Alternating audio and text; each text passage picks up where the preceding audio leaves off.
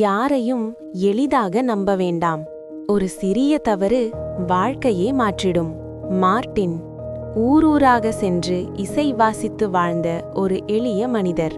அவரின் இனிய இசையை கேட்ட மக்கள் மகிழ்ச்சியுடன் காசு கொடுப்பார்கள். அந்த பணத்தையெல்லாம் மார்ட்டின் ஒரு பழைய தோல் பையில் வைத்து எப்போதும் தன்னுடன் வைத்திருப்பார். ஒரு நாள் அந்த பையை ஒரு திருடன் கவனித்தான். அதை திருட வேண்டும் என்று முடிவு செய்தான். அவன் மார்ட்டினிடம் வந்து, நான் உங்களுடைய ரசிகன், உங்களுக்கு உதவ வேண்டும் என்றான்.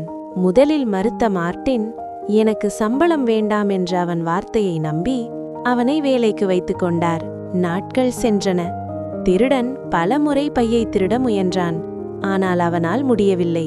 ஒரு நாள் மகாராஜா வருவதை பார்த்த மார்ட்டின் அவருக்கு இசை வாசிக்க நினைத்தார். அப்போது திருடன், பையை எனக்கு கொடுங்கள், ஏழை போல சென்றால் அதிகம் காசு கிடைக்கும் என்று கூறினான்.